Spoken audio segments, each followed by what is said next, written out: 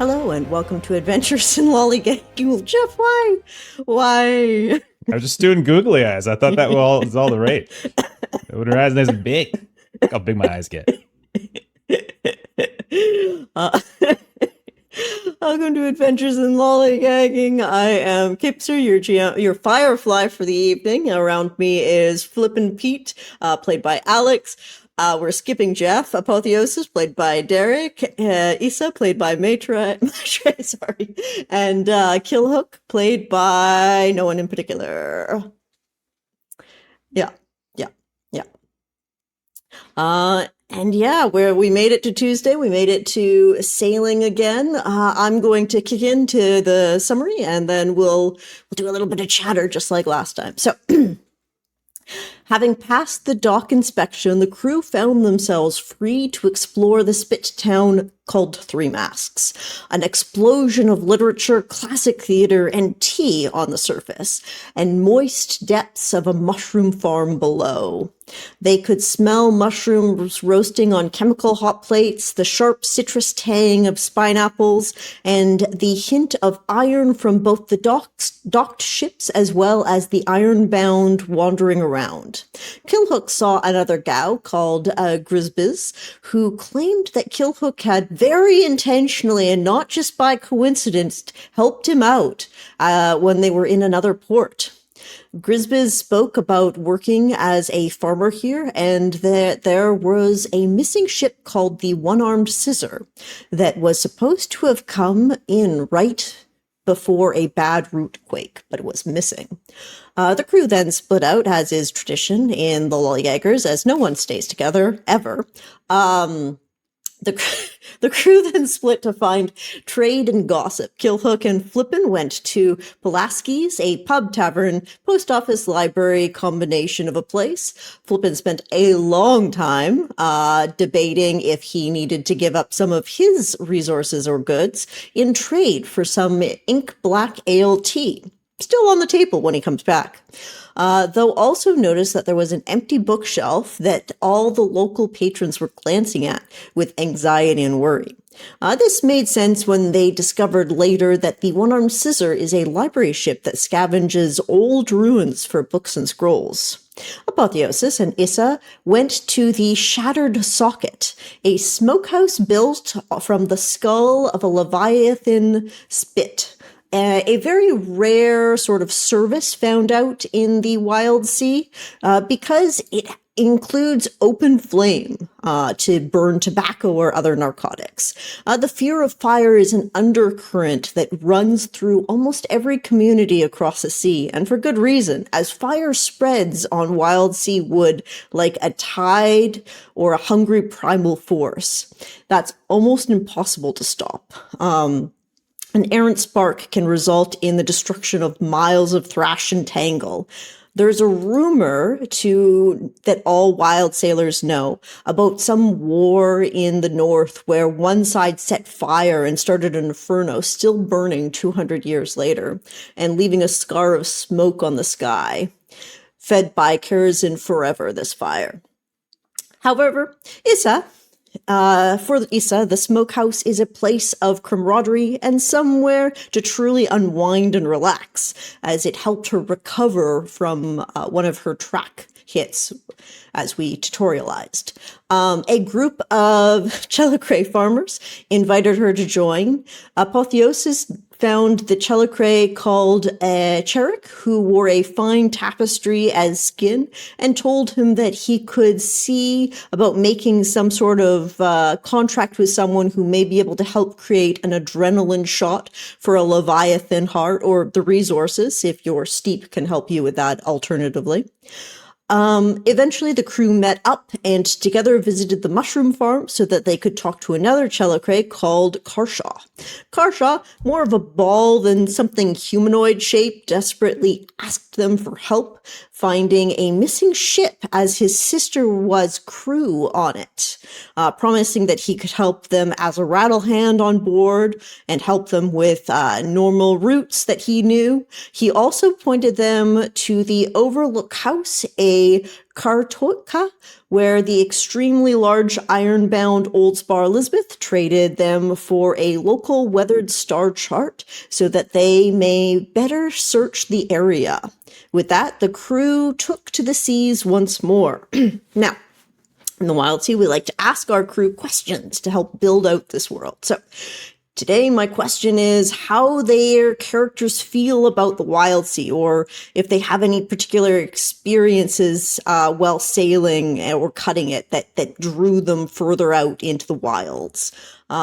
We are going to call on Eeny, Meeny, Miny, Mo. Catch a tiger by the toe. If he hollers, let him go. Eeny, Meeny, Miny, Mo. Maitre. You get called on first, as the tiger has deemed it by his toe. Okay. So one of Asa's drives is to hoard secrets from the wider waves, and I think what prompted that is that years ago, when she was on a ship that wasn't the Vomit, it's sort Not of the Vomit. Oh my I god. know, right? It's weird that she has like other friends. Like it's Don't tell weird. Killhook. but either way, she was on a non-vomit trip, and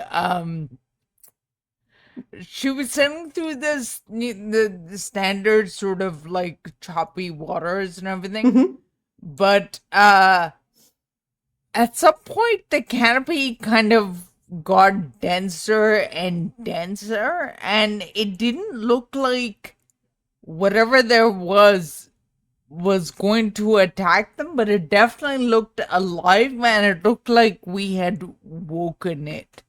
And I have no idea to this day what it was, but because she is obsessed with finding out what it was, she will capture any fragment of the wider seas that exists now, like whether that's seashells, whether that's stories from other sailors, artifacts from drowned ships, like whatever it is, because she wants to find out what that thing was all those years ago.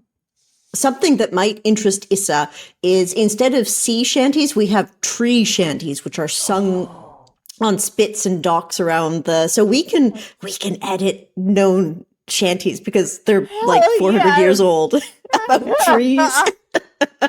That makes me very happy. Yeah. All right, and Maitre, who would you like to go next? Who would you like to call out? I want Googly Eyes to go next. Very good. Alex, what brought Flippin out here into the wilds? I want to say what brought Flippin out to the wilds would be the tea, quite literal tea, and the gossip tea. Our vibes people are just gossip hounds. Okay, I got it. I love it. So there's no one incident. Your thirst for gossip has brought you out here for tea and literal tea.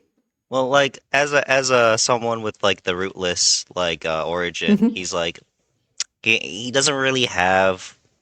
I mean, I would assume he's an Ektus that's like lived, quite a while, and he's like he hasn't really have the best memory, so it's just like he just remembers just like wandering, just like all about the Verdant Sea. And very good. What keeps him going, despite all that, like just like being rootless, is just hearing gossip. You're hearing like what's going on with people's lives, like like the mundane stuff is nice, but the real juicy things, like who's cheating on who. Ooh. Oh, Gary's cheating on Susie, like with Michael. What? Like, sipping, hearing that kind of stuff, sipping over with like some good chamomile. I can work on bringing more gossip into our game. We can. Oh, we don't like the chamomile, but otherwise we are okay with the gossip. I can think up some. I can think up some juicy gossip for Flippin. That is something I can definitely build into our world. All right, and who would you like to call out next, Alex? Geez, that's a good one. Mm-hmm. Well, the hardest question is who's next. Oh, yep. Apotheosis? Derek. Yep. Okay, so Apotheosis isn't sure if it's like his origin, being angered, his soul refusing to move on, or if just being an Ironbound is the cause of this. But he just likes sailing the wild seas, or he feels a determination of sailing the wild seas because he just feels like there's something out there that he absolutely has to destroy.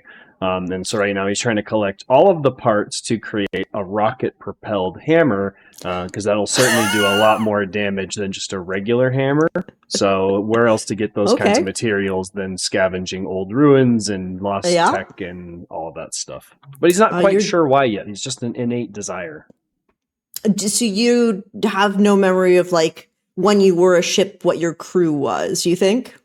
There's like more of emotions, because I know the Ironbound, from what I remember on the flavor text of the Ironbounds, they have surprising emotional complexity. So it's just more of like emotions and flashes of things, but not like a encyclopedic catalog necessarily. Very good. All right. Yeah, you're definitely going to want to search the reefs, and ruins are very possible. But you, as an Ironbound and a wild sailor, know that the more that you want ruins, the juicier ruins, the more intact ruins are in the under eaves. They're underneath the thrash. And that's maybe the submersibles are a thing in this world. We could get a bubble for the ship to go under the water under the trees, the sea. But it is dangerous. Yep. And under the trees, yeah. Under the trees. Yep. And Derek, who would you like to, out of everybody? We always save the best for last, so I know Killhook's going to bring it home with a absolute slam dunk. Okay. I'm here for blood. I'm a child of a murdered Myco sanctum when I was just a wee tiny spore, and I'm out here on the wild sea searching for that alabaster beast, the devil, the demon that took everyone I knew straight to hell. And I'm gonna have my vengeance in this life or the next, but preferably this one, because the next one probably doesn't exist. It's sort of just like something we guess at. So if I could do it in this one, practically speaking, that would be better. So, I want to kill big things, especially big what things, because that's what I remember. Very good. Yes, it's I'm definitely, I know we're gonna look at some leviathans. I've considered there's some large frogs in here, but I can find some fun leviathans for I've given you both. Some. Yep. Large pale toads. We'll run them through, and then large pale frogs and large pale other creatures. They're all gonna die. It's just basically just to be safe, Well, there's massive squirrels. Well, it wasn't furry. I'm pretty sure. I was a wee spore, but I definitely don't remember fur. Okay, no fur. Like a scaly, not quite reflective, So it could have been tarnished. It could have been skin, blubber, something like that. I can find you something. Enormous. It took the whole sanctum down with one big gulp. Yeah. All right. Do we still got big gulps in the WILDSEA? Can we get that like at a tea shop or something? Nobody remembers the origin of it, but every time you go into a proper port where it's a wider city, maybe on a top of a tall shanks, because Issa likes to get out of the thrash as much as she can. for Aketa, she just loves to be in the air more.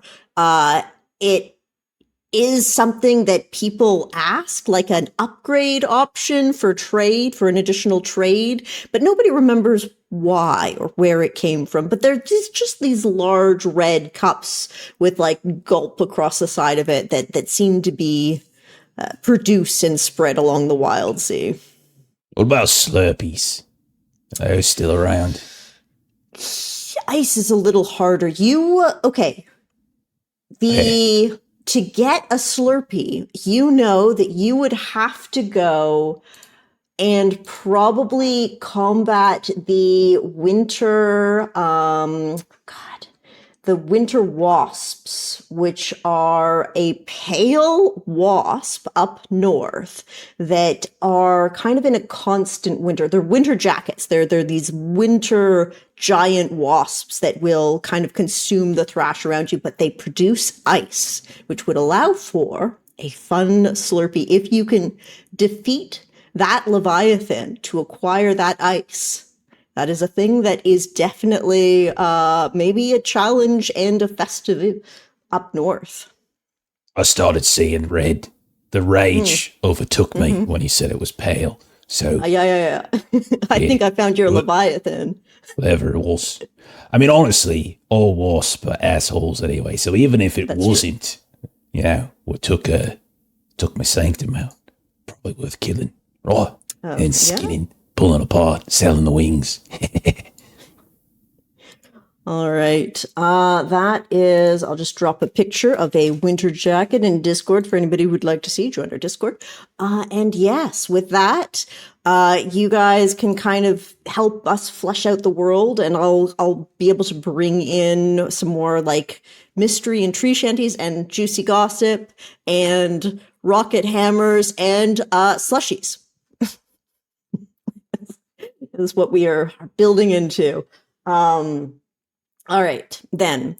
For now, our sailors, having just left port, the expanse of the starry sky can be breathtaking in the best way, giving a true view of the rustling waves and fluttering of paper as they stretch from horizon to horizon, an endless field of leaves and papers in front of you, swaying and rustling in the wind, and the roar of your ship's engine and the splintering of branches can be heard over this omnipresent rustling.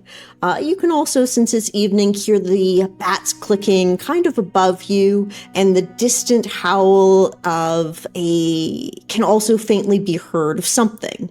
The crew can smell leaf pulp, a rough, earthy bark, sharp chemical tangs every now and then as a pocket of intense crescent greenery gets churned up in the ship's bite.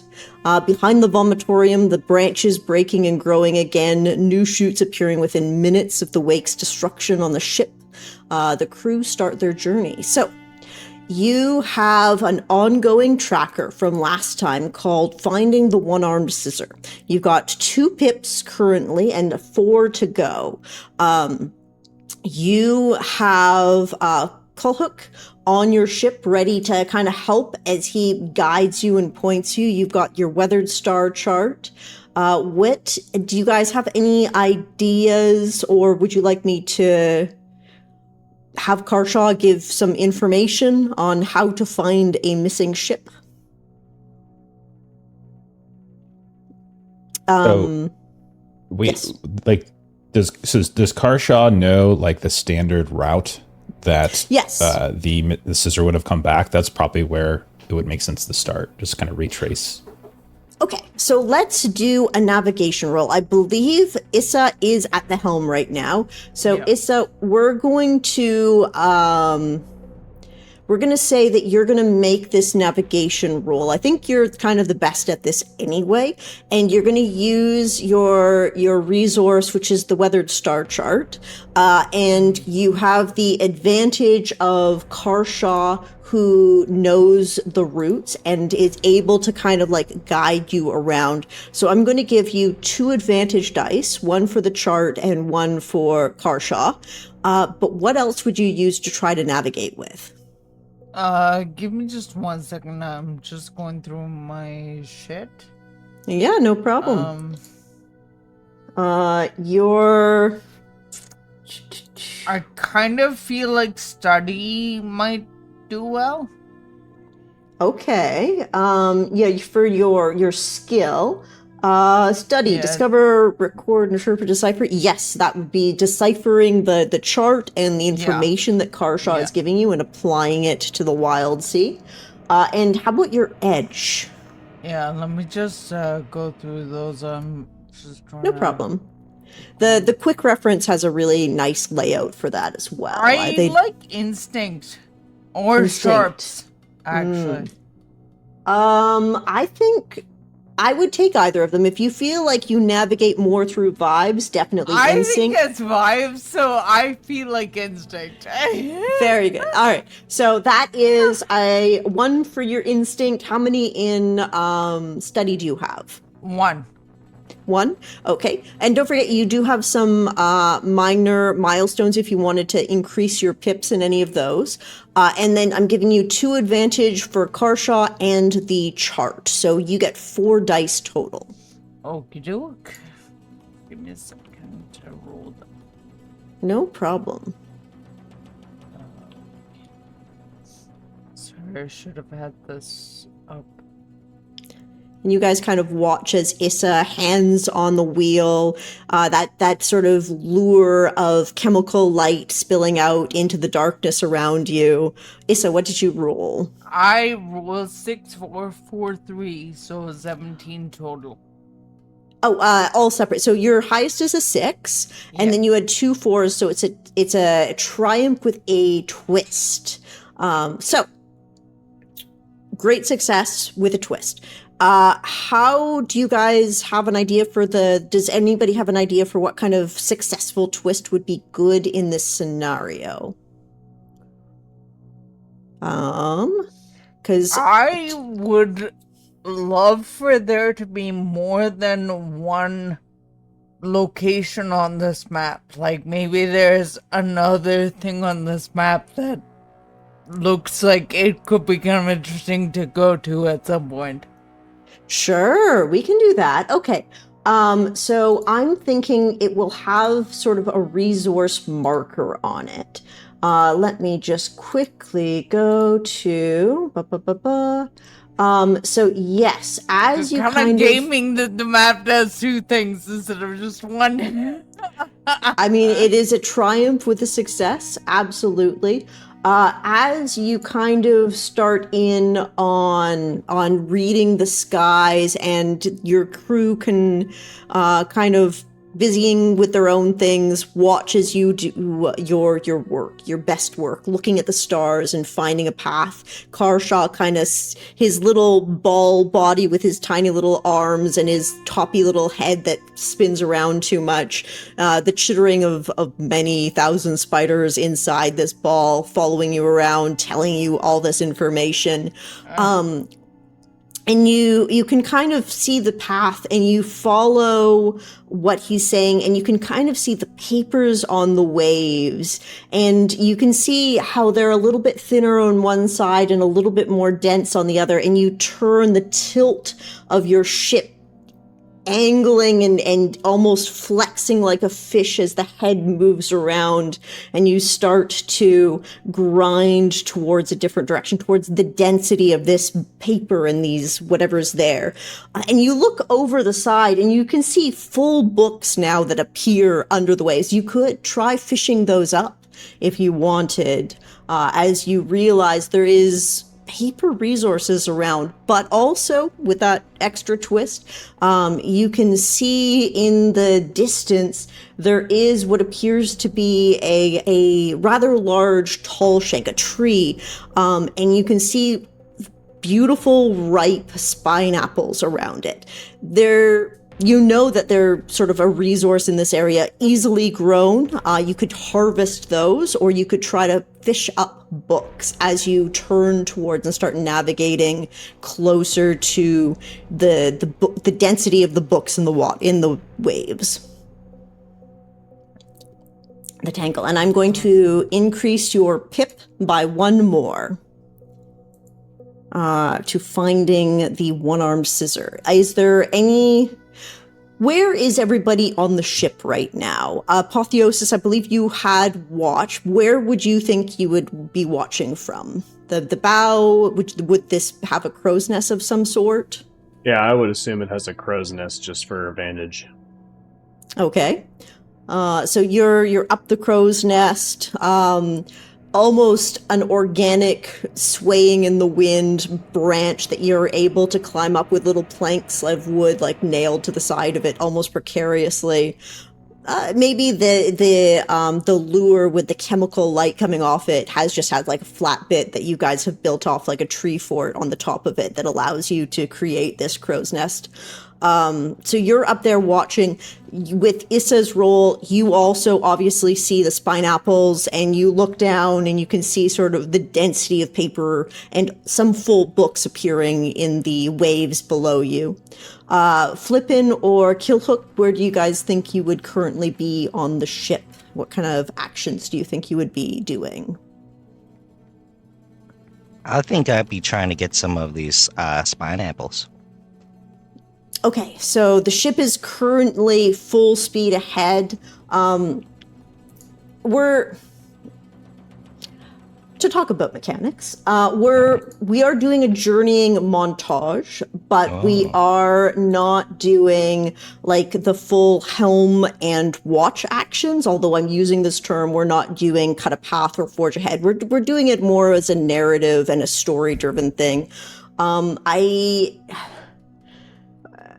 Yeah, I'm not 100%, it's hard to do RNG ruling when you're on a stream. So we're playing it more like this, more like a narrative. So if anybody is reading the book and wondering, that's what's going on.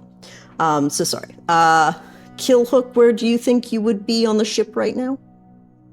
Killhook's up on the bowsprit towards the front of the ship. Mm-hmm. He's maybe there's a line that goes down, he's grabbing onto it, and he's kind of crouched. His many eyes and his half-chewed stalk of a head are peering out onto the waves, so to speak. And he's got his hand on his cleaver, he's got his spore slinger at the ready, and he's just staring, looking for any signs of anything white, but also anything moving. If he sees anything, he might be going fishing, going hunting, sort of that kind of thing. Okay, so we're interesting. That will work as well. So how literal is fly fishing in this world?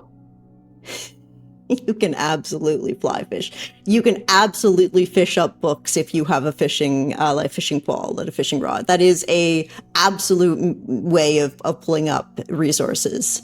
And you can fish up heirlooms even. There's all sorts of fun mechanics around this. I will say, so considering what you guys are interested in, Apotheosis, sorry, you're up on watch. Do you want to try to gain resources in this moment, or do you want to do a watch? Because it sounds like Killhook is probably going to do a watch check as well. I don't really have anything to gather resources with. Okay. So what would I need to do to attempt to gather any that we pass by? Are you interested? So the books would be, I would take hunt for a book because you're fishing it up in some way capacity. I would take things like, because it's a narrative. Scavenge. Scavenge I would take. Actually, yeah. Scavenge I would like for books. For the spine apples, that's definitely going to be more of a harvest action. Or arguably a hack if you're okay with them being a bit chopped up. Either of those. I will... Yeah, so I'll start there. So Flippyn, I think we know what he's going. So let's say, Flippyn, you are talking or eyeing those spine apples. Do you have harvest or hack? Yes, I do have harvest, and I believe I also have hack. The ones that Okay.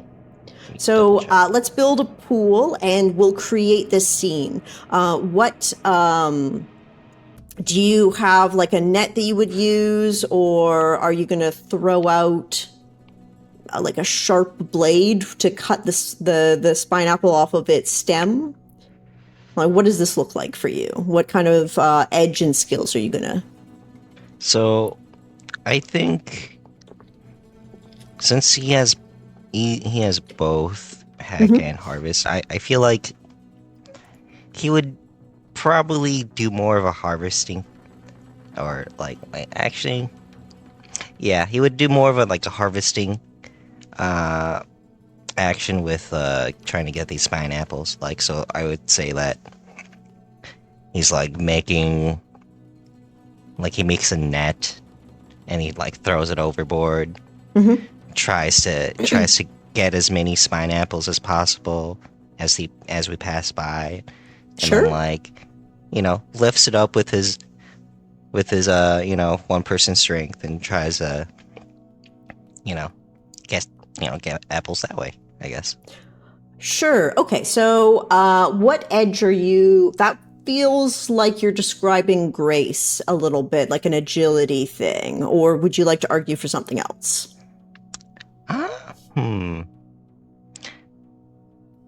Oh man, I want to argue. You want to argue with what you have?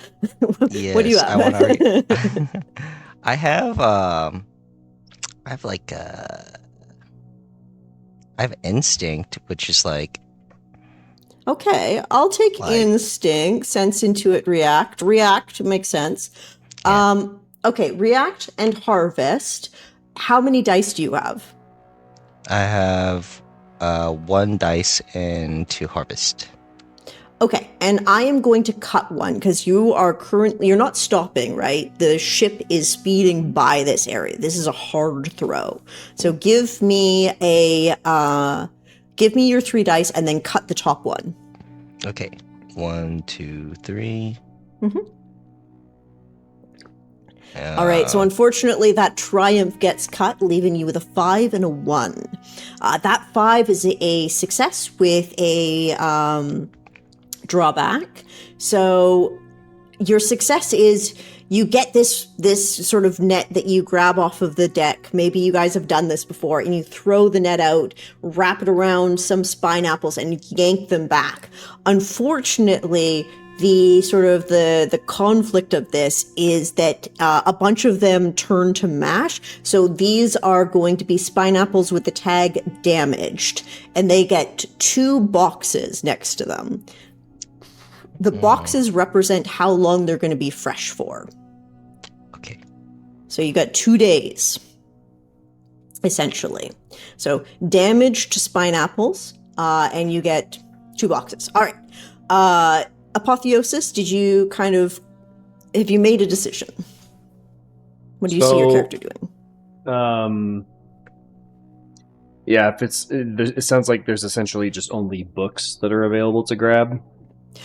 Or you can try to, if you're looking for something else, something deeper, you can absolutely try to see something else. Because you're in the midst of the WILDSEA. This is an area you're not familiar with. You can try to keep an eye out for something else and maybe wait for an opportunity for something different, which is absolutely acceptable. You can look for a reef of old salvaged parts from some decimated thing from pre-Verdant era, or you can absolutely try to grab books and papers.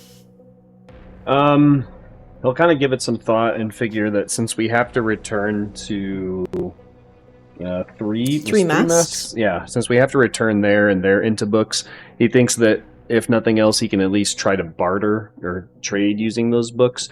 So the way he's going to go about this is that the anchor system, since I'm Titanic, I'm assuming that I'm anywhere from 8 to 10 feet tall. Yeah. And then I'm assuming that our ship is 12, 15 feet above the leaves or the waves.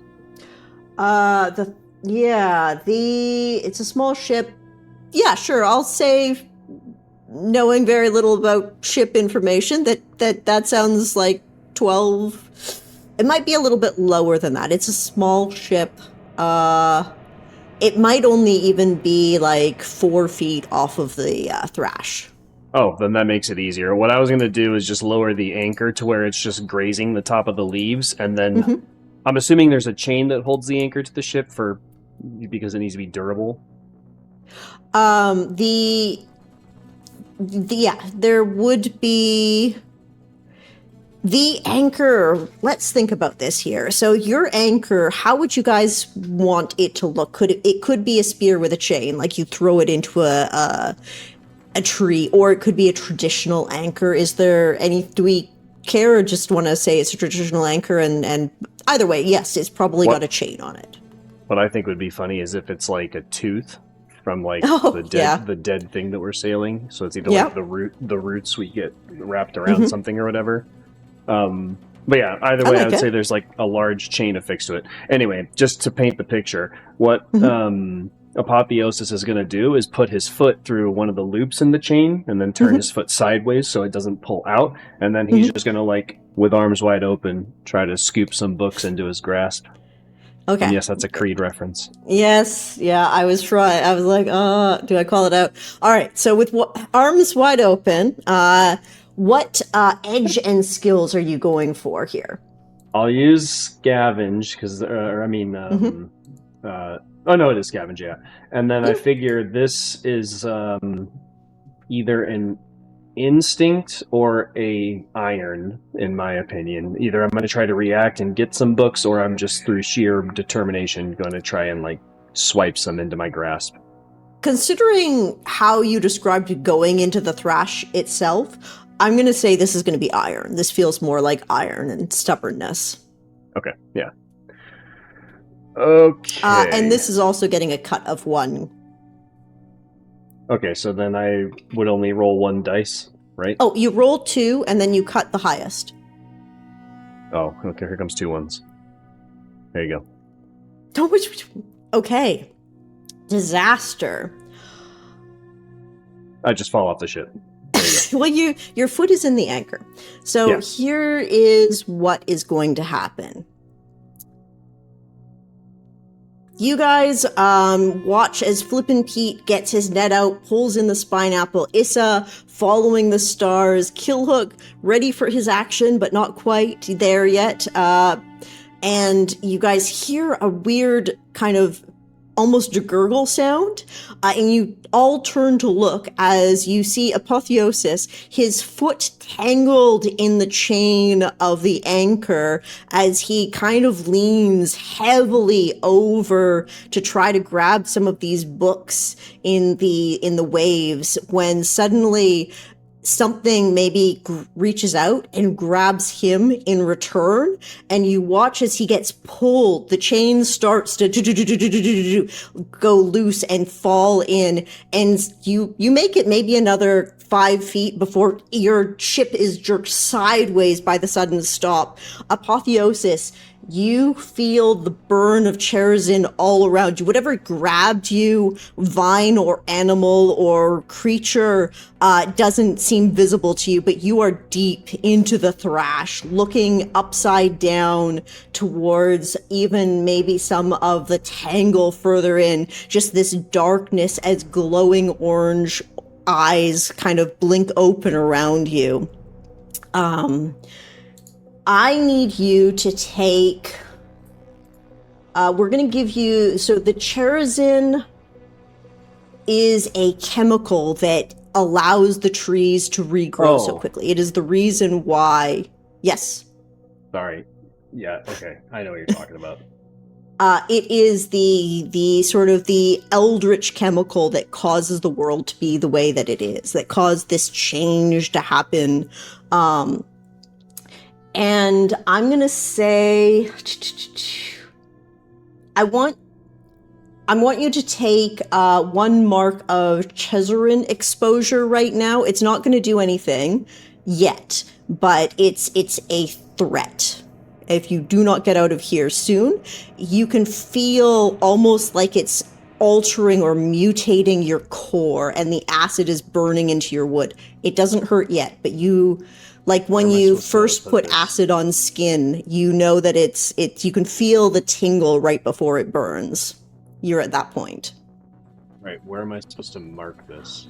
Okay, so at the very last page on alchemy, there is resources. At the very bottom, you got a bunch of tracks with no name on them. You should be able to edit them and just say Cherazin exposure and just have do a 3-track and just have one filled in right now. And that's like a potential injury. So Killhook, just before you react to this, did you also want to try to grab any of the books, or do you wanted to do maybe a perception check for anything that might be out in the wilds other than this? So this is like before the boat. Yes, right before, just so you get another, because I don't want you just to be the only person that didn't get another action. Oh no, it's before. totally cool. I don't mind responding to it without Okay. Apotheosis. Yeah. Absolutely. Then at this point in time, you're getting ready, you're seeing out into the wild in the dark, and you hear this gurgling sound. Turn and see Apotheosis go over with the anchor and feel the sudden jerk as it pulls you off of the bow and into the main section, maybe hard slamming you against the port side of the ship. Okay, so what I would like to do is I mentioned I had like the line like wrapped around. Yes. And so like I still had it. So I'm going to like rip out my cleaver, and it's probably like attached to something. And I'm going to like pull over the railing. I'm going to like hack through the, like just like with one swipe of my cleaver so that the line is clear. And then like Wesley from Princess Bride, I'm going to dive down and see if I can grab Apotheosis. So I'm just Okay. Cannonball! And down I go. Excellent. Try I to love grab. it. What are we building this with? That Yeah, sounds that's a like great iron question. or instincts, teeth even, I would take. Instinct's fine. I was gonna say grace and elegance, precision, agility. I could do grace? teeth too. That's fine. Actually, yeah, I'm happy to take grace. This, if you want to be agility about this, absolutely. Yeah. And then I feel like hunt could probably apply here, since I'm specifically trying to get my target, and I'm just gonna try to like spear Apotheosis so I can bring him back up. Absolutely. I am. Yes, I will absolutely let you hunt Apotheosis. He is Titanic, so I'm not going to cut on this one. He is easy to spot. And I'm not necessarily using it to butcher anything, but I am like using the cleaver to like cut the line and then like have it to like sort of sink into Apotheosis to try to like into his back or whatever to try to pull him up. Could I make a case for the butcher kit? Ooh, we're vying for advantage. I will give it to you in this instance. Awesome. Yes. I'll give you a +1 advantage. 4. Okay, so that gives me it gives me 4. So 1, 2, 3, 4. I mean, it's not like you need them. You just roll 6s anyway. I don't know why Not you're this doing. time, but I did roll 5. Did roll 5. Yes, you did roll 5. All right, so a conflict. No doubles. So Apotheosis, you feel a thunk as cleaver cuts into your back, and you hear Killhook land on you, maybe, or start to pull you up a little bit. Absolutely. Okay, so Killhook, this is going to be a success. The conflict is, I'm going to say, you look down into the abyss that Apotheosis is dangling over. And I would like both you and Apotheosis to take a mire on any of your things, which means your compulsions are coming in to play, so you can act into your compulsions. Both of you will take 1 hit of a mire as is darkness of the thrash, the ever-present sort of scare of the under eaves and what is down there. As you look into the abyss looks back, and you pull Apotheosis up onto deck. So, can we pick which mire we take? Yes, I'm not going to specify which one in this instance. Maybe sometimes I will, but for now, it's whichever one you want to feel like is getting your itch going. So as I stab my cleaver into him, like it's a hook to pull him back up. Yeah. And I look down into this abyss. I'm staring for a second because I think I see something, but then it's just blackness and my eyes just kind of get all dull. And then I hear suddenly coming up from the shadows, as my name is just like wafting up, and I can hear something from the shadows below calling my name. And there's a moment of like trepidation. And so, but he doesn't like show fear. He's a big tough guy. So, so he like swallows it and like probably hides that momentary fear by like cursing at Apotheosis or something. You big, stupid, tumbling, bumbling, still gonna get us both killed. And then we'll try to like work our way back up. Okay. And Apotheosis, which of your Myers do you feel may have gotten triggered by this event? I get so. I'm assuming we're both making it back on the deck. Yes. Okay, so then once he's back on the deck, he's just going to struggle with like physical weakness, not because like it's like when your legs turn to jelly. So like his hammer, he won't be able to like pick it up, and he's gonna just kind of be laying there and like unable to do like a push up, like to get himself back into a standing position, because he just feels overwhelmed by the inability to pick up a fucking book. Fair enough. Yes. The rustling of paper and leaves just on the other side of the deck is almost taunting in your ears as you just feel yourself kind of recede into yourself just that little bit as a mire triggers in you. Issa and Flippin' Piite, do either of you have a reaction? I know they're both on the deck, but anything, as Karshaw himself is probably going to go, oh God, oh, no, no. And he'll just kind of like run over and just pat them kind of ineffectively. Flippin', did you have anything?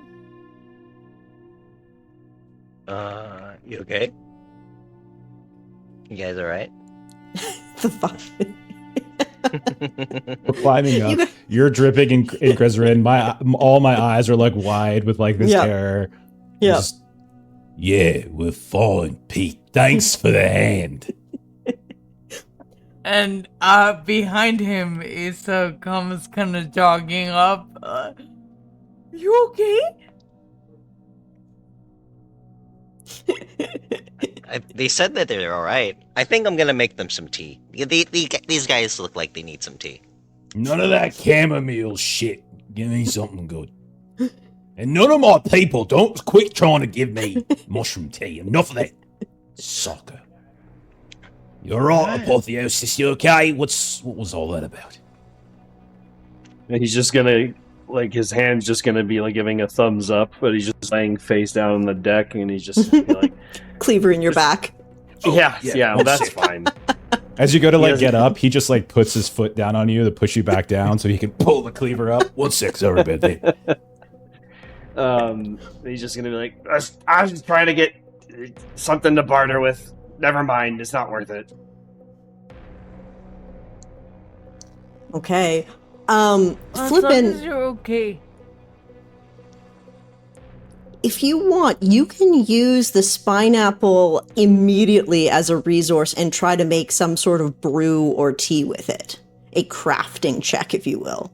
Or I guess you would have concoct. I do have concoct. So if you can hustle down to the galley where you have your chemical burners, and you've got a teapot. This is going to use up the spineapples, which is fine if you're okay not having them to trade later. Oh. I'll let you think about that. Yeah. No, I'll make them some like hot spineapple cider. Why not? Okay, so this is going to be a creation rule. If you're looking at the quick start, it's on page 2. If you look at the creation section, in theory, you're giving them a benefit. Do you have an idea of what you want these spineapples to give them a benefit for, or we can make it kind of in the moment as well? Like maybe something to give them like a hardy or an anti-fear nature, something to feel good about. Yeah, something like to take their minds off of it, or Yeah, I want like something to like. I want to say like calm their mind, like anti-fear, like definitely Okay, something along calm those mind. lines. Lovely. Okay, so it's going to consume the resource, but roll me, I guess, what edge would you leaning into? I was thinking tides with like lore, pulling up some good recipes with the spine apples. Sure. Okay, I like that. Good recipes. Maybe you've got a cookbook on the side. And obviously we're using concoct. The spine apples are damaged, so I'm not going to give you an advantage, but I'm not going to cut it. It's just going to consume the resource. Cool. All right, give me the roll. All right, so that's 1 from tides, and then I put my 2 minor milestones to my concoct, so I have like 3 total in that. So it's 4. 1, 2, 3, 4. Here we go. Okay. Yay! Oh my god. Oh my god. So unfortunately, Yahtzee doesn't give you any additional ones. It's just doubles with more special doubles. Oh. So we've got a 5, a conflict with a twist. So absolutely. You pulp these spine apples into a fine mush and boil them up through a filter, kind of creating almost a very citrusy, hot tea that burns the nose and warms the belly. Maybe a little bit of fermentation going on. The spine apples weren't perfectly preserved.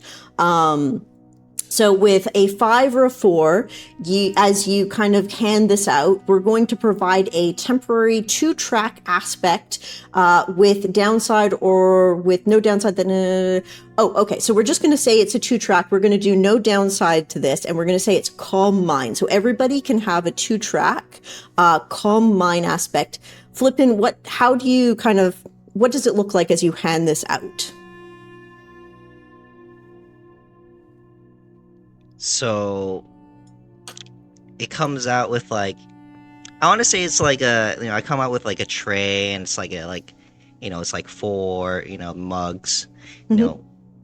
I assume we don't have matching mugs, so it's just you got one mug that's a Hello Kitty like a Hello Kitty mug.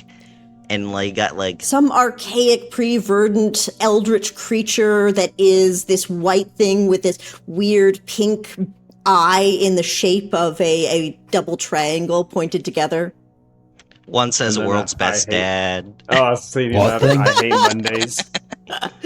There's some illegible pre-verdant writing on another mug that you think it might be depictions of 2 circular bellies of being full, is the D's for the dad, face each other.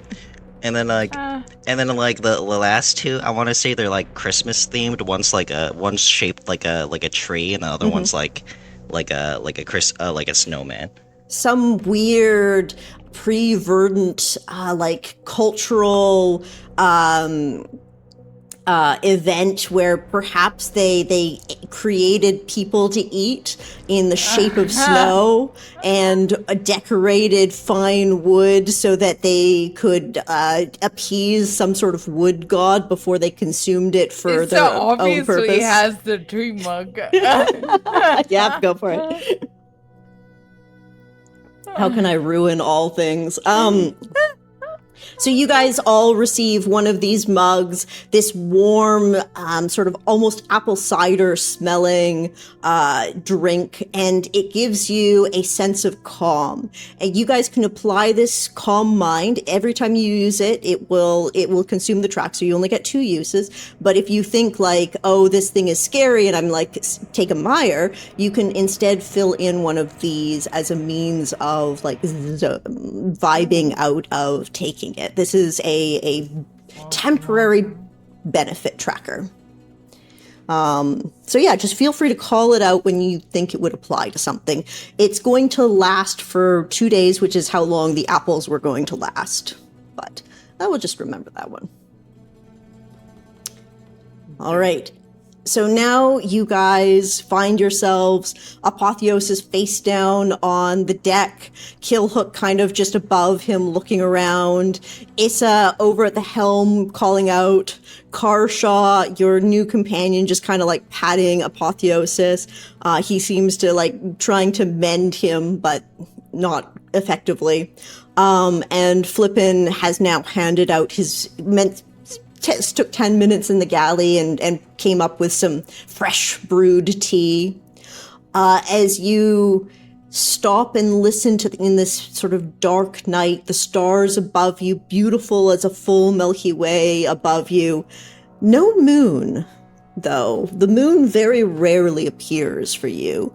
And when it does, it only ever is like half a body. You don't know that this is odd, but sometimes there's this weird pale body that appears partially in the sky for you. For now, the stars are what you know. Like birds don't fly very high in this world either. They're all very close to the thrash, weirdly. The sky watches, and you're disconcerted almost when you look up to it. But at night, with the stars, it feels like you're a little more hidden. It's maybe why you like traveling in the dark.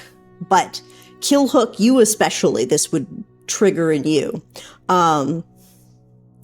You remember hearing howling earlier. And you remember hearing the clicks of bats earlier.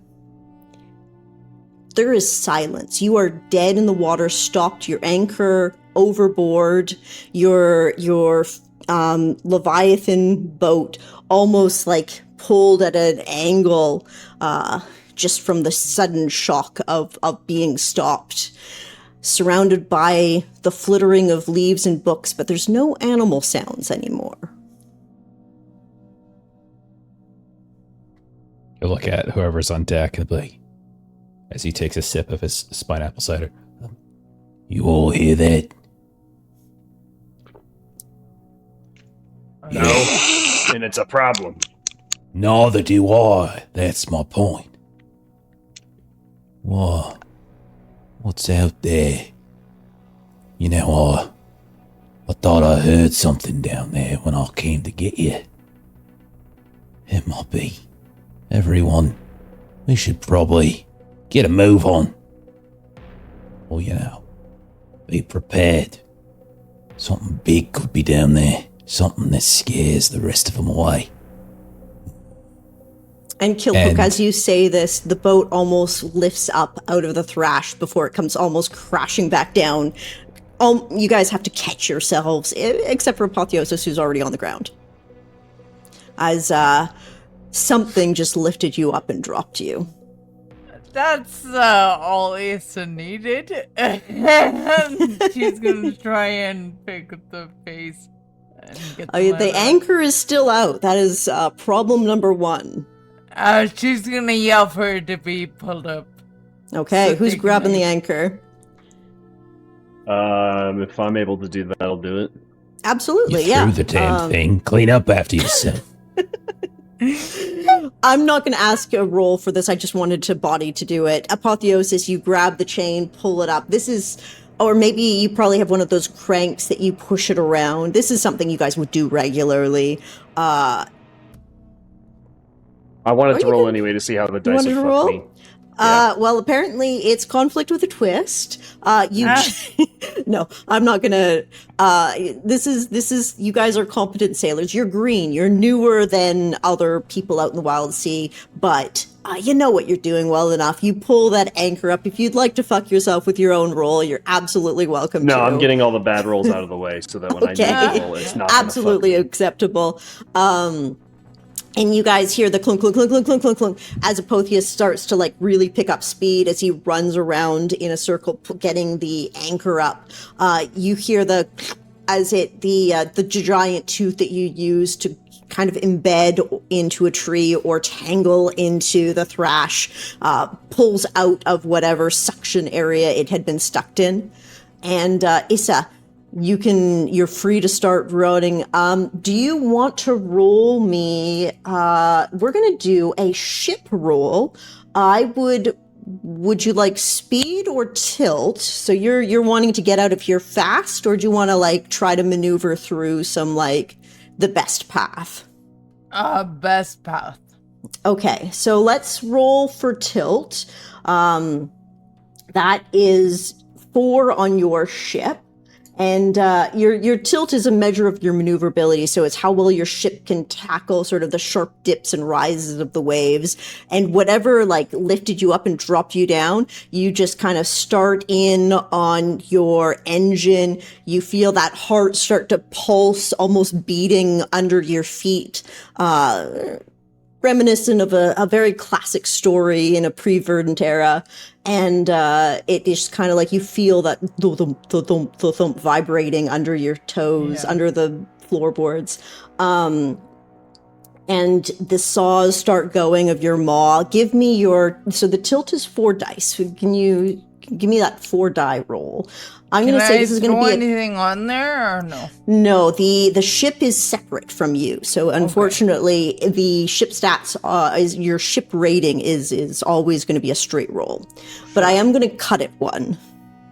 Okay. So that is a 6541. 6541. So the 6 gets cut, so your highest is a 5. Success with a conflict. You feel the maw start going, you start to grind in through these books. And you manage to sort of move away, and you keep moving until you start hearing animals again. But you realize you've gotten off track. You've gone in the wrong direction. You've lost time as maybe you've gotten an hour off track from where you intended to be, and you're not 100% sure where you are anymore. Somewhere as the wave of blooms crashes up and down around your ship. Right. Karshaw is like, oh, this is Yeah, not where we're supposed to she's be. kind of looking up at the stars and says, just kind of like irritatedly, like half to herself, like, no, this is wrong. There's no stars up there. It's like the sky's like forgotten this place. Mm-hmm. And she is like, no, we're not supposed to be here. Very good. Nice. All right, so do you have any actions you'd like, or any comments you'd like to make to Issa at this moment? Killhook is trying to be as alert as he can to any signs of predators against the hull of our ship. And as like Issa's like, we're not supposed to be here, he's just gonna call over his shoulder and he's gonna say, Well, you're the one supposed to get us out of here, so, do that. I'm gonna try again. All right, very good. So I am going to say, first off, Killhook, you're describing sort of keeping a watch out. Give me a roll for that. I'm happy to take... you guys really love instinct. I presume you want to run got instinct? again. Yeah. Yeah. Yeah, I got instinct. Oh, God, instinct. I'd also take God. Veils would also work in this instance. Nah, that's not him. Okay. He's not one to keep secrets. Let's see. So yeah, so do that. Hunt's got observe in it. I don't know if you want me to, if that's I would reaching take too far Hunt. with it. No, Okay. I'm happy to take Hunt. I'm going to give you a cut of 1, but I'm happy to take Hunt. Yeah. Okay, so I got 3. All right, so 1 and a 2 and a 3. All right. There goes that 6, but I got 2 6 goes- 5s and a twist. So it's a conflict with a twist. Lovely. Okay, so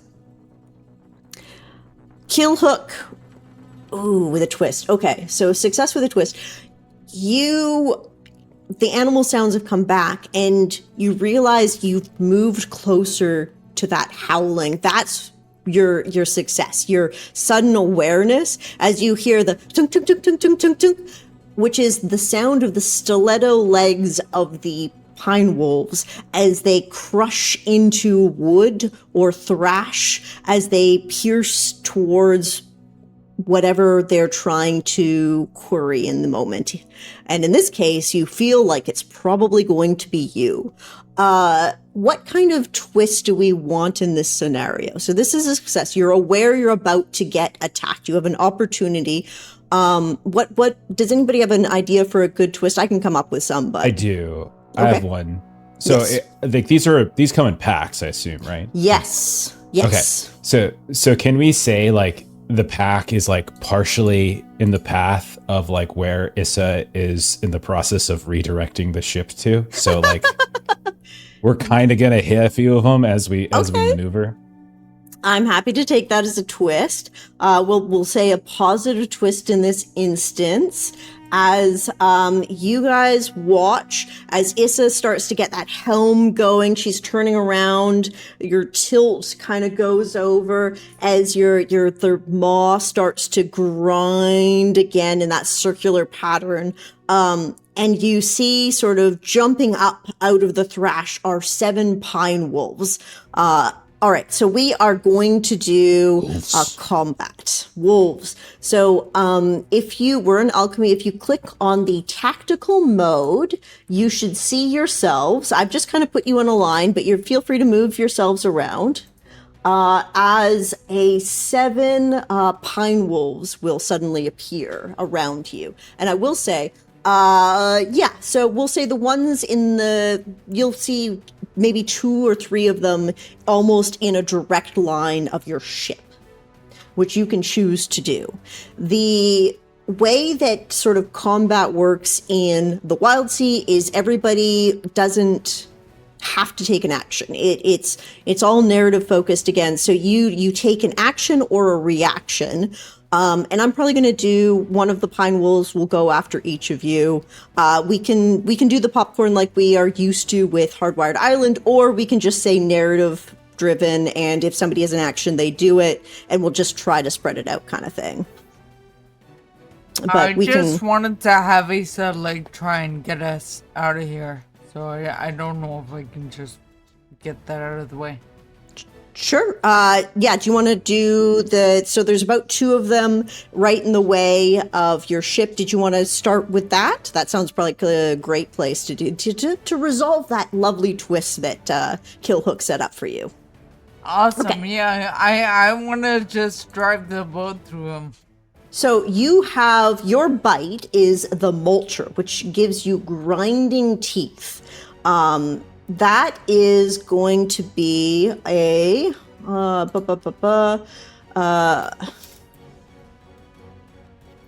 let me just pull this up here. It's been a little bit. Grinding teeth in a lamprey style mouth, terribly noisy but dreadfully effective. This deals massive close quarters serrated damage. So I'm going to say these guys are quick, but you're going to get sort of an attack off on at least 2 of them with this. This is again going to be the ship rating, so unfortunately Issa, you will not be able to add to it. And I'm just quickly... I'm not really a fighter anyway. That's all good. You can use the ship. So I'm going to say this is going to be your saw rating to do this. Okay. Which is what 3 is dice. That? 3 dice? Mm-hmm. Okay. That's what I thought, thank you. 654. 654. Okay. 15 total. And we don't do totals. They're all individual. Sorry, yeah. No, it's okay. 654. Okay, with a 6, we're going to say that's great success. The Pine Wolves, you guys watch as 2 of them just get in the wrong path of your vomitorium, and the vomit just consumes them like a oh god, what do you throw trees into to turn them into sawdust? Wood chipper. Thank you. Like a wood chipper. Buscemi from Fargo. Or we could do Tucker and Dale versus Evil with the wood chipper and the teen that went into it and the blood just... That's derivative of Steve Buscemi in Fargo.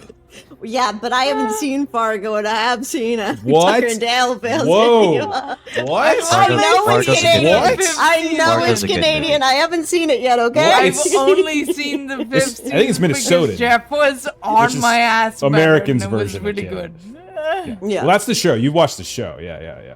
I Steve watched Sanders season movie. 5 of the show. Yeah. With John Hamm and his pierced That's- nipples. Okay, that's we're getting the really one. far afield Yeah. right now. Yeah, we are.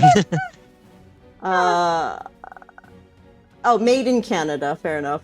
But not in Canada. Okay, so anyway, you get 2 of them. Blood spurts out. You're not going to be able to harvest any of these parts. I will say, Killhook. They are evaporated. But you have 5 pine wolves. I'm going to say that is going to fill up 2 of the pine well boxes just to have them kind of. Oh, yes. Can I? Okay, I'm just going to remove these. Remove. And remove. All right. So, Issa has had her, like, one turn, the patterns kind of across her face lighting up and changing and swirling. Who would like to take the next action? Oh, sorry, the Pine Wolves get an action. So you guys hear the stu-stu-stu-stu-stu as the stiletto legs crush into your ship. Not Issa, would like somebody else to give me a vomitorium roll for armor. That sounds like an Apotheosis thing. He's the big boy. Okay. Yeah, he is the guy made out of the ship. Yeah. So He's it's 3? Apotheosis. Vomitorium is his uncle, I think. So Jesus Christ. Twice removed. Blood uncle. Twice Has a removed. drinking problem.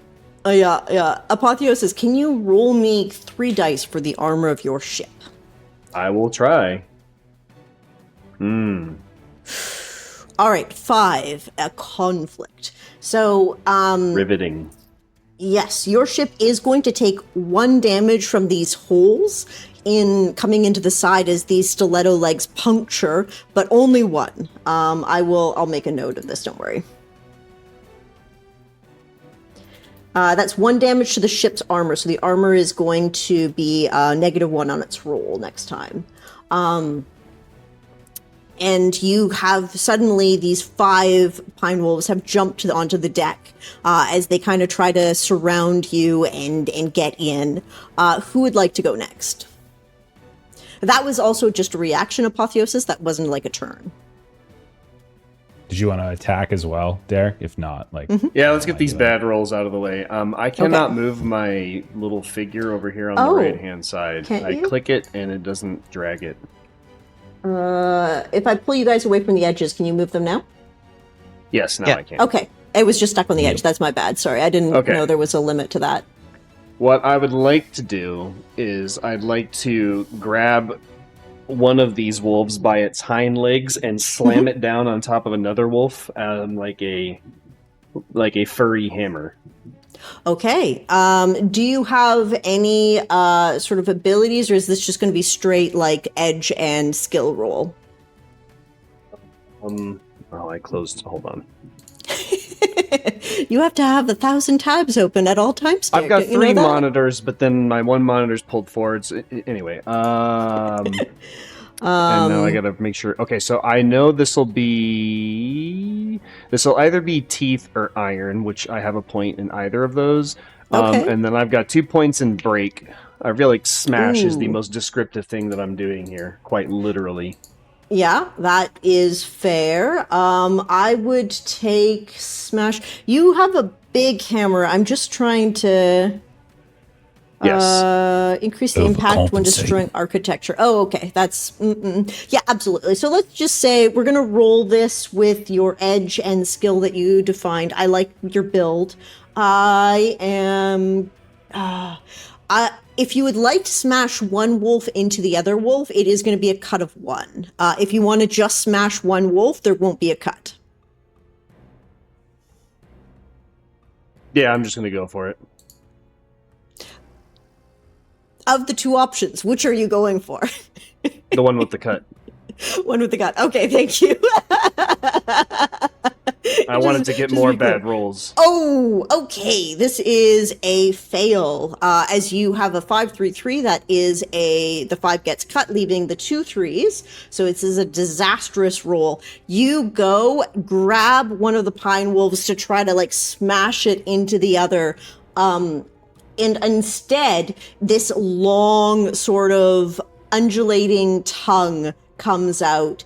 The pine wolves have this incredibly mobile, well-muscled tongue that they wrap around their prey, and it wraps it around your arm. You're going to be kind of grappled for the moment is the disastrous result, as suddenly you can't really move from this spot, and we're going to say this is going to do 1 damage to one of your aspects as it crushes into your arm. Which page is aspects? That is resources? your yes, sorry, Oh. your Like gear. resources. It's under resources. Yeah. Yes. So like you're being really big might be taking 1 hit of damage because you're losing some form as it crushes you with its massive tongue. Yeah. Is that something that can be healed later on, or I've never Yes. understood how this? Okay. Absolutely. Okay. You have a somebody that can do rattling on deck with you who might be able to help. But yes, absolutely everything can always be healed. It's just a little bit like you have to be in a safe port often to do it. But we will go over that later. So you guys watch as Apotheosis goes to grab this pine wolf and instead gets like wrapped up, and it's almost like a pelican where its tongue has come out and it's wrapping around it. Its mouth opens up way wide and it's trying to like consume him. Illogical because he is massive. It obviously won't be able to do it, but it is doing damage to him in this instance. We do need a twist. The twist was the more or less that he's grappled, unless you guys have a better one. But that's kind of what I was just going for. Okay, does anybody... the Pine Wolves are now going to go. We're going to say... They're going to kind of move in to you, Flippyn, as you smell delicious, and the scent of fresh spine apples might be something that they eat when they can't get other prey. And you see they're gonna try to... Their corkscrew tongue is also going to try to grapple you and try to eat into you. They are ravenous, and you are a tasty Ektus plant thing that they would like to eat. So they are going to... Can you give me a reaction roll to try to dodge this attack? Yes. So that would be my instinct. Instinct is good. I would accept instinct. And do you have a skill that you think would help defend yourself on this one? If you have brace, that's always great. Or something that's outwit, maybe, to dodge it. Flourish. I have hack. I can try. Hack, chop, identify unknown plants. Otherwise, How would you see... I'm happy to take it if you can sort of give me an image. So basically, like, I see the pine wolf coming at me. Mm-hmm. I get a random object, maybe like a hatchet that's like around, since like, we're on the Verdant Sea, and I swing it in a motion where I'm trying to hack down a tree. Just like a natural reaction to something coming at me, like, oh, is it? All right, I'll take it this time. You're going to take 1 cut for that, though. Okay. So that would be 2. Mm-hmm. And remember, you're rolling all of the dice and then cutting the highest one. So that, it is only 2? Okay, so 4, success with the conflict. You don't take damage as this tongue wraps around you, but you are grappled right now, so you're not able to move away. You can take, would you like to take an action now? Yeah. Or would you like to give it to Killhook or somebody who is got cleavers? I'm gonna actually give it to Killhook because he's the one that actually has like cleavers. Yeah. Yeah, I've got them. Cleavers, hooks, all sorts of things. But that ain't what I'm gonna use. So he sees all the wolves suddenly coming aboard. And he's gonna like reach underneath his big bulbous belly and he's gonna rip free what looks like to everyone some sort of belt, but it's not. It's a sling. And so he just rips it out. Okay, and he folds it down. It's some sort of weird, like, leathery reptilian thing. And he starts, like, just sort of peeling pieces of himself off and dropping spores into it. And then he starts spinning and spinning and spinning. You didn't ask to come aboard, matey. And then I'm gonna like sling some spores at. I say if there's one like that's charging at me, like that would be the definite one that I would start with. Okay. So I do something like that. Yeah, we'll say the all one like just right below you is probably aiming for you. So go for it. Okay, so I would do Grace for like precision agility is like a range attack. I would do Hunt since I'm shooting. Makes sense. Then I also have as one of my aspects, which is what I'm essentially role playing here, is I have a spore slinger. It's a sling-like contraption for lobbing spore bombs, and I deal LR toxin or blast damage. So, okay. Yeah. I like it. Right. It will actually help you get around because these guys, have, as a hunter, you probably would know this, armored hide. Their fur is matted and spiked, which gives them resistance to keen and blunt damage. But if you're doing a spore, they have no sort of defense on that. So give me that roll, no cut. Yes, no cuts at all.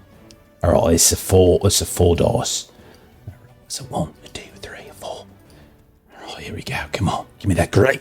The great. Yes. Oh my god. 6. Okay. So that's 6222, which means you have a triumph with a twist, which is going to be positive. So do you have an idea for your twist or anybody in the group? For me, it would just be like right into its mouth, like as it's like, and the spore just like gets caught in its mouth and is choking on it and everything now too. In addition to the damage. I'm going to say that's going to give you impact, actually, as well, with getting it straight in your mouth, which means you're going to do 2 pips of damage to this pinwolf as you watch as it just hacks to the side, this cloud of spore stuck around its head. It's shaking, and just like you see the paw coming up and it's hitting itself just to try to like get it off, not understanding like this is a cloud stuck to it in a way. All right, beautiful.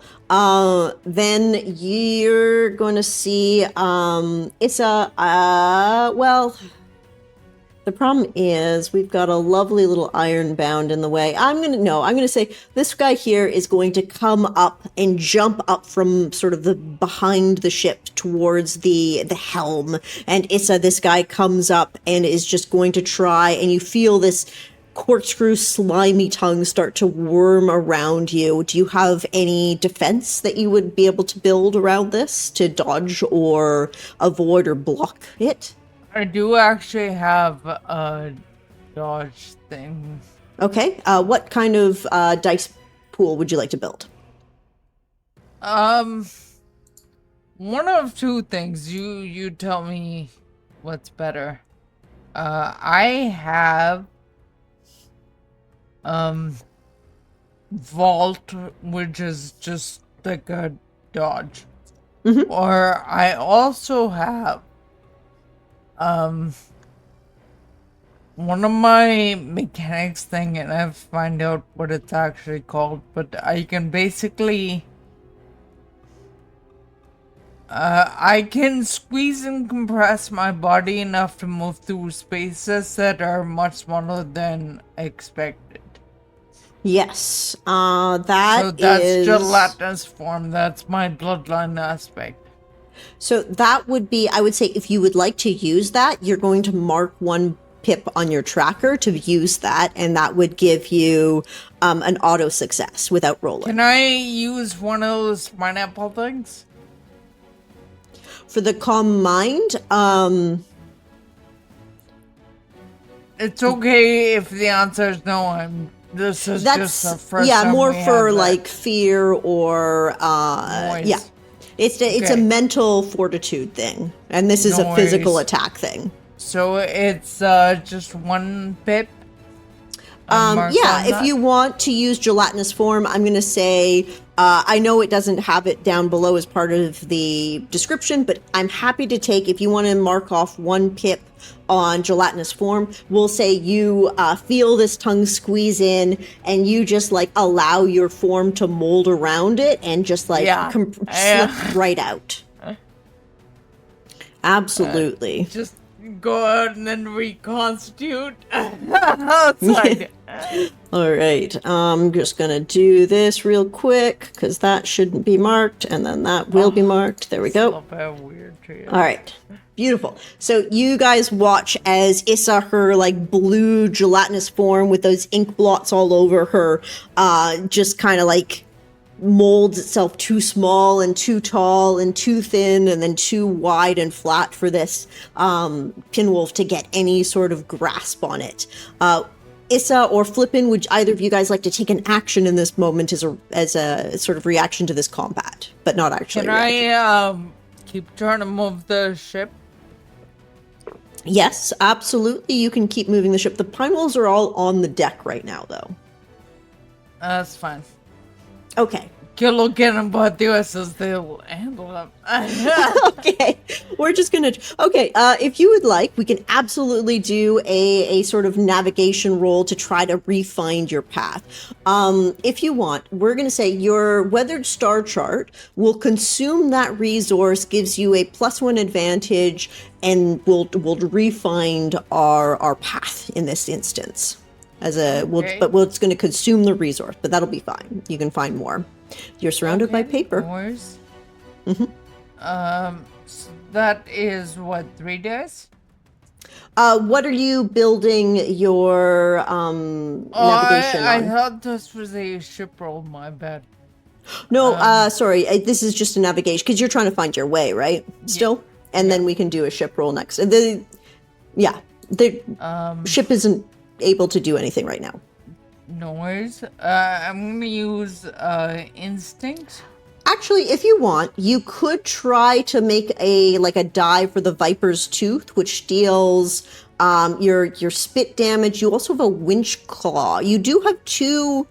You have 2 weapons. The winch claw is your deck weapon, which you could use to attack, and that would be with the vomitorium rating, if you would like. I actually forgot we had that. Yeah, let me do that and try and thin the ranks. Okay, so you let go of the helm, jump to the winch claw, this sort of almost Cthulhu, like maybe it's a dried out skull of a long dead sea creature that you don't recognize anymore. It means nothing to you, but it's this beautiful like hinged jaw that you use your winch claw. So this is for close ranged encounters. Let me grab it. I'm going to say this is probably going to be the saw rating, which is 3 dice. Okay. So feel free to roll 3, those. 5, 5. 3, 5, 5. So that is a twist, a conflict with a twist. So you are going to have I'm going to say this is going to take 2 pips because you're using the ship weapon.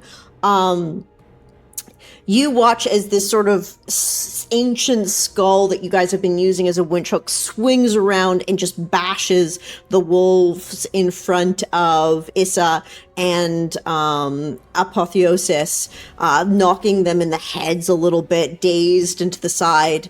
And I've filled in another 2 pips on your tracker. You've got 4 pips to go. Yes. All right. And Flippyn, is there any action you think you would want to take? Well, you said that I'm grappled by the... Yes, so you can't move necessarily, but if there's anything you can, like, do close range to it?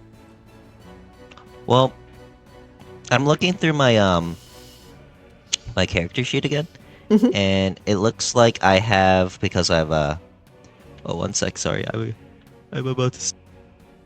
About to sneeze. Oh, there he goes. And Flippin dies due to cough. He got spore damage all over himself. Oh, it's seen from scanners from the dude's head. Good thing I muted myself before that. I have a salamini. Okay. Remind us what that does. Yeah, well, it says, like a salamex, just smaller. Their boiling spit is just the perfect temperature for a maul. Their scalding saliva deals CQ flame damage, or which Close I assume... quarters. Close quarters, yes. So, absolutely. So, yeah, you can spit this chemical. You can, I guess, you got a pet. So, yeah, you can use your salamini to maybe... What does your salamini look like? What kind of miniature salamander is this? Or salamini is this? Is it color pattern or anything? I want to say it's cream-colored, and it has brown eyes. Okay, so this little guy sitting on your shoulder, and you point at the pinwolf in front of you. This is going to be saliva dealing, close range damage. So what are you, this is probably going to be, what, irons, or what kind of build are you thinking? I'm thinking... I'm looking at your things. I'm happy to take instincts again. It's okay. We can keep rolling everything as instincts. I don't mind. The perception of this world. Perception of this world. Everything is instincts.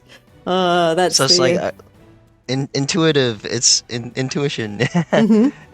So instincts, and I want to say like I would say concoct or something, or cook, but just because that's what I use him mainly for. But I'm fine with just like doing the instinct, just doing that one. Yeah, I think in this instance, and that can be something you can set your major milestone for. I'm going to say in this instance, only your edge is going to come into play. However, I will give you a +1 for your salamini, just as an advantage for you having used him this time. A 5 and a 3. So you kind of watch as the salamini spits out, and this flaming acid lands on the pine wolf, and you can smell the sizzling and cooking of flesh as it eats into him. It's going to do 1 damage. 1 more pip on your track. But with a conflict, you can say salamini kind of turns around, having suddenly realized that he's surrounded by these wolves, and it scares him, and he goes and hides under like the collar of your shirt, and he's like refusing to come out. Oh, okay, that makes sense. Yeah. He's only a little guy. He's just a little guy. He's just a little guy. And then the pinwolves the pinwolves are going to go after Apotheosis. One of them has him grappled, so the other one is going to kind of come in and flank. So they are going to try to start like swallowing parts of you, Apotheosis. This is probably not going to go well for them, but they're going to try anyway because you're wood and they don't taste good. But what kind of reaction track would you build to try to defend against this? To defend against being swallowed? You got you got a pine wolf whose tongue is wrapped around one arm, and another one that's trying to wrap its tongue around your second arm as they try to you can see their big, almost pelican-like mouths open and just like trying to like choking themselves while trying to swallow you down to try to reduce you. I mean, if we're just talking edges and skills, I feel like then I would just resort to teeth for savagery, and then either brace or break. Either of them have 2 points in it. Brace, yeah, absolutely. Okay. And I'm gonna, unfortunately, because there's 2 of them, they've kind of got advantage, so I'm going to give a cut to your roll. Yeah, I mean, well, it doesn't matter. Watch this. See? Oh, okay. Yeah, that is a 1, 2, 3. I'm going to say mark another point of damage on one of your trackers. As these 2 pinwolves come in and they start really crunching in, your arms kind of braced on either side and pulled apart by these guys, as this is a disastrous result. Who would like to go? Everybody's had a turn now, so it's free for anybody who would like to take the spotlight. I have an idea if somebody doesn't mind. Okay. Yeah. No. I need to help out ahead. Apotheosis. He's surrounded. So Yeah. that winch is still so I'm thinking maybe the winch is still like maybe moving around a little bit up top or Yeah. swinging.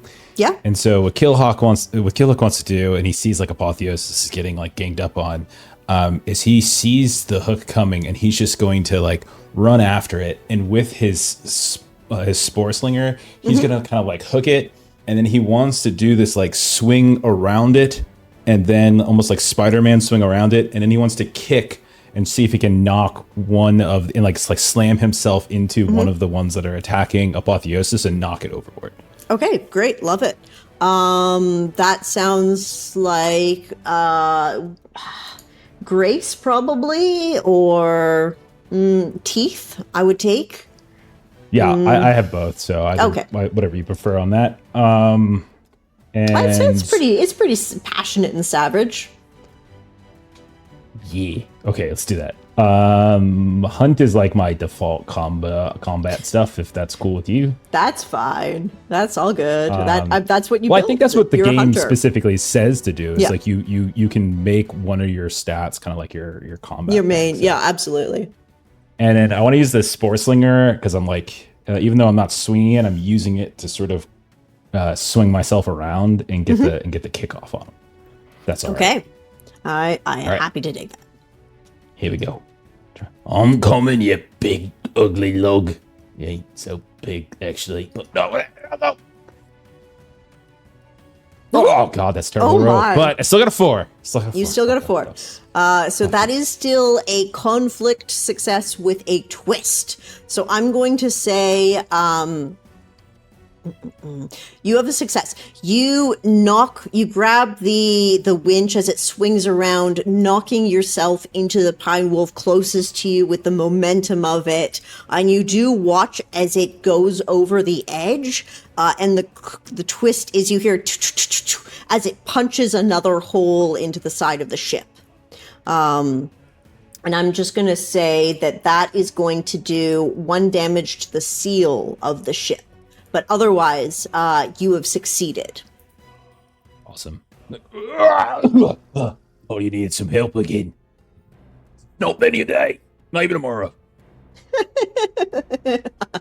All right. And the Pine Wolves are going to react. Oh, I'm also going to fill up another tracker for that success. The Pine Wolves are going to react to Killhook having done that.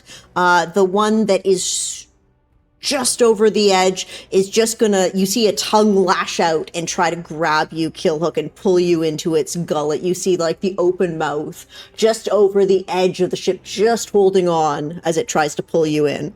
How would you like First to time react? I've been bitten.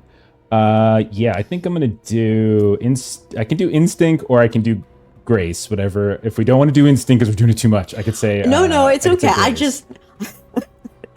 Yeah. I absolutely don't mind if we want to use instinct for everything. I'm mostly just joking because Yeah, it I mean, applies to because it's everything. reaction, so I think it makes sense. But I also have like agility, so I could just do grace. Absolutely, too, so instinct is fine. No, I'm just joking. No, use instinct. Everybody can use instinct. Ignore me. Use instinct. I don't think hunt makes sense, so I think I was going to do sense, which is like detect, intuit, react. So I kind of like that. Or I could do vault, which is I'm gonna do vault. I never get to do vault, so let's do that. Climb, leap, dodge, or tumble. Absolutely. So let's do that. And then, yeah, like resources wise, I don't know. And no cut for this because he's over the edge, so he's like below you. This is definitely like you're in a better position. Okay. Yeah, I only got the 2 dice, so yeah, here I go. Okay. Let's give it a go. Oh, 6 and a 5. Why would anybody ever doubt? Did you say that? Ouch. He knows. Great success.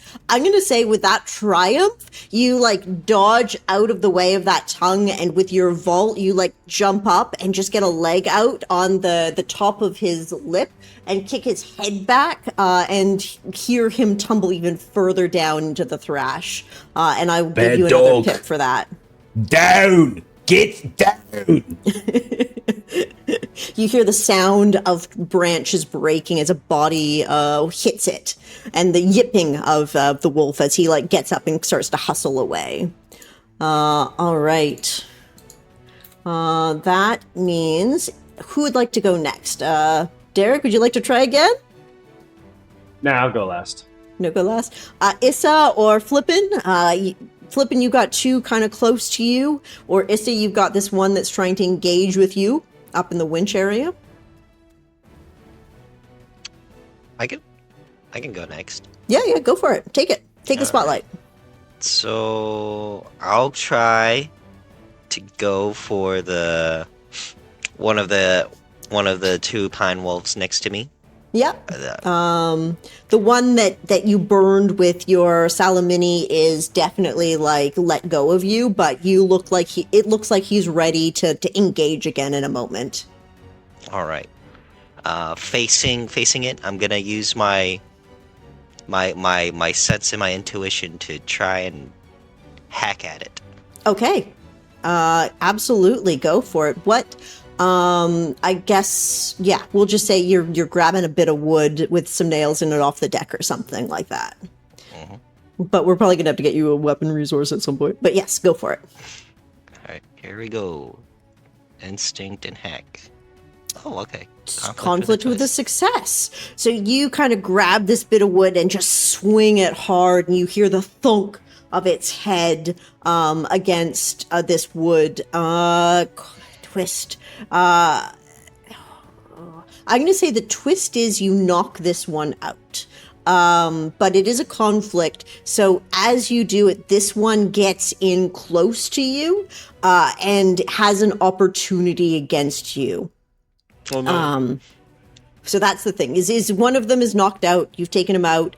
The other one gets in close and is just going to do one last maul, and then this is going to fill in the tracker. So this one last pinwolf is going to react to Flippin' Piite.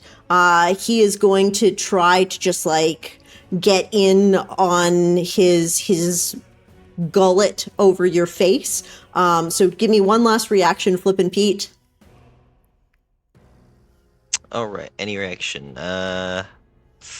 As his mouth tries to like open up over your head, not even bothering with the tongue. Oh, man, like, no, I mean, I don't really have any. I have instinct, and then I don't really have any defense skills. I need to get some defense skills, but I mean, you can one die is all good. If you want to just go with the one. And hope for the best. I am preachy. Yeah. I am gonna hope for that one and hope for the best. Let's go. All right. Sometimes that's all we ask for. Oh, disaster. All right. So here's what happens. This guy is making like a one last bite at you before he and the rest of his pack jump over the edge, following the one that Killhook kicked off, kind of accepting their defeat in this instant. This prey was too hard. They are going to, and I'm going to let you pick, consume one of your resources as they just swallow it off of your face, like they suck something up and out away from you. And you're also going to take 1 point of damage on one of your aspects. And before you hear the of staccato movement as they and the rest of the pack jump off of the edge, leaving one unconscious pinwolf behind for maybe somebody. Yep, as you do have a butchery. As we end combat in this moment, and there's calming of the waves again. Let me just bring us back to boop, boop. As you hear the staccato movement as the wolf pack howls and yips and goes, and you hear them going deeper into the thrash, into the under eaves maybe, as they move away from you, as you have defeated the pinwolf pack for now. All right, you have one unconscious one. Flippin, what resource do you think that wolf would have taken from you? Maybe my bag of braces. Okay, we'll remove your bag of braces, as it just like swallowed it up, the heaviest thing it could find, and did 1 aspect of damage to you. All right, lovely. 1 aspect of damage. He just doesn't want to lose his TNT pot. Yeah. Come on. Not my teapot. Not your teapot. All right. As silence kind of descends again, you guys, maybe a little bit battered and bruised, but pretty all right, stand up and take stock of each other. Killhook's gonna like push past you like a giddy kid, like it's mine, it's mine, it's mine, and then he wants to like take a cleaver to the thing's neck and just like, absolutely you know where to cut past the sort of the natural hide armor of it, right into sort of the throat to allow it to bleed out, and leaving you with a body to bring to the butchery. He like picks it up by like one of its legs and just sort of drags it as the blood just drags across the deck. I'll be down in the butchery if you need me. Could you have waited at least till you got to the butchery to do that? Now we gotta mop this up. You didn't want to wake up, did it? Like, if it would have waked up and it would have bit you, and then you could be like, oh, why didn't you kill it faster? I can't have it all the way, can I? Bah. All right, Jeff, down in the butchery, would you like to try, there's a number of resources that you can get off of a pinwolf. Would you be trying to get specimens or whispers out of this body? Ooh. Is there a difference in terms of like the roll or the difficulty or anything like that? Or if that's information I would even know. No, it's all going to be a resource roll, so it falls under the same category. It's just more what you think your character would focus on pulling out of this body. From this thing, I think he would probably just give specimens. I think he would probably just do something like that. Yeah. So in specimens, we are going to, I assume you have hunting or harvesting. Yeah, I got both. Yeah, okay. Let me just double check. Harvesting, I don't know. No, that's more plant life. I would say hunt is fine. Happy to take hunt. Yeah. Hunt is specifically render specimens. So yeah, I think that's the one they're supposed to use. I was trying to remember, I couldn't, but yeah, hunt, absolutely. And what edge do you want to use? I was thinking teeth, because he's not pretty about it. He's just gleefully, ripping them apart and stabbing it and cutting all right. it. Give me your resource roll. And then would my butchery kit help me out here? Would that give me an advantage? I'll give you 1 advantage for the butchery kit. For awesome. that. Yes. Thank you. Sorry, acquisition roll. Here we go. Oh, that's 3 6s and a 4. Oh my god. It's so fun being me in a D6 game. Oh my god. Oh wow, dude. Oh my god. The luck. Okay. Dude. So you are going We're to on the gain... same team, Alex. Come on now. True, you guys true. are just going to start undermining Killhook just so he doesn't get so good rolls. Okay, so okay, that is I'm going to give you 2 resources for having a triumph with a twist. And Hell yes. one of these resources is going to have like a pristine tag. Pristine as the tag on it. Holy shit. Yeah, that's a freaking phenomenal roll. I know, like, okay, I gotta like stop giving Jeff D6 games. I love Okay. them. That's why I made one. I love these things. I'm gonna read the list to D6. you, and you can tell me what you think Killhook would have been trying to scavenge. Okay. From these, so you could have It's the pin nastiest limbs. Yeah, you can have pin Okay, limb not bad, if you not wanted bad. to try to get the legs. Flexible tongue as a resource, Ooh. specimen resource. Ooh. A beast bones, a pin wolf hide, or a Okay. oh my god, stacatomy. I'm going to copy and paste this one in chat. Definitely for you that to read. one. So that No? Christopher has to keep saying it. No. How do you say that? Staccato amygdala. Staccato amygdala. Yes. Staccato amygdala is the other resource that you can take.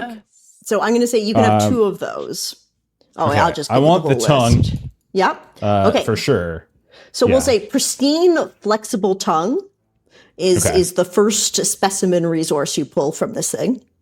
I just Okay, and- picture you doing that hide thing that Tywin Lannister did in Game of Thrones. It's like, I don't know why, I just like picture I'll probably like Look, take the doing hide and like hides. put it on and then like sneak up on someone while you guys are up on deck. Yeah? And I'll just be Okay. like, woof. Look like a- So I'll do the hide for the second one. Okay, absolutely. So the pristine, flexible tongue and pinwolf hide. So that's how you spell that one. I presume flexible tongue you're fine with spelling out. Yep. Cool. As Killhook kind of, you hear his gleeful giggling down below. Apotheosis, Flippyn, and Issa, you guys have the otherwise silent night merely disrupted by your companion now. Issa, did you wanted to start in on a navigation roll again, as we discussed? if I might. So this is going to consume your weathered star chart, but we're going to re-roll and start looking. I'll give you an advantage Did for... that already happen? No, because we went through and then we talked about the winch claw in combat instead. Yes, that's right. I did something different that turn. Yeah. Right. No, it's all good. Yeah. I remember. So we'll One of us say should. somebody has to. It's my job. Exactly. As the this time firefly. be This time to speak. Okay, so give me a roll for navigation. Build your dice pool. What edge and skill? definitely vibes. Instincts. So, Yep. Yeah. And your skill. My skill. I kind of feel like it's study again. Sure. Happy to take interpret study. the map. Okay, and then you're going to get one advantage this time as Carshaw comes and kind of like rolls his way up to you in his little his spherical body, and he goes, "Oh yeah, okay." So, and he talks about the trade routes and how far off he thinks you are from what he would recognize, which will give you that one advantage. Okay. Good. So that's 4 dice in total. Yeah, sure, that sounds good. Oh yeah, okay. There's Jeff is showing off his dice roll in Discord for anybody who'd like to see it. Because anyone, Yes, that's what I everyone want wants to to see it. memorialize it. Yeah, memorialize it. Pretty damn well. 5, 2, 4, 2. I can post mine too. 5242. So that is a twist. So that is a conflict with a twist. As you've got 2 2s in there. So with 5, you absolutely, with Carshaw kind of like pointing with his tiny little stubby arms coming out of this cylinder, managed to get in. You start seeing the density of literature across the waves again. And I'm going to mark that off. And you kind of reach a a pass that works the twist.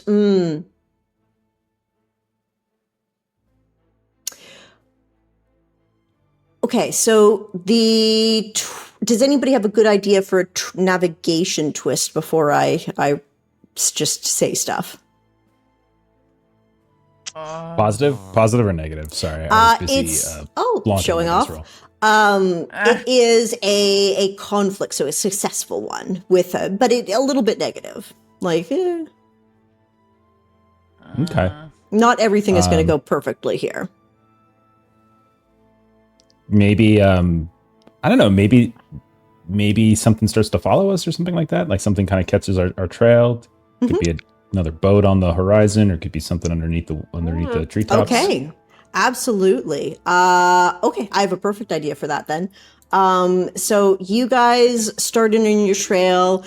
You start singing some tree shanties amongst yourselves as you figure out where you are again. You get excited, and then you kind of hear this drum sound on the waves. This doon doon doon doon doon doon kind of just over the waves, and you turn and look, and in the distance you see this red sail, and you think they see you as well, and you recognize the crest of the Jackalbone Marauders come back again, patrolling this area. Oh my god.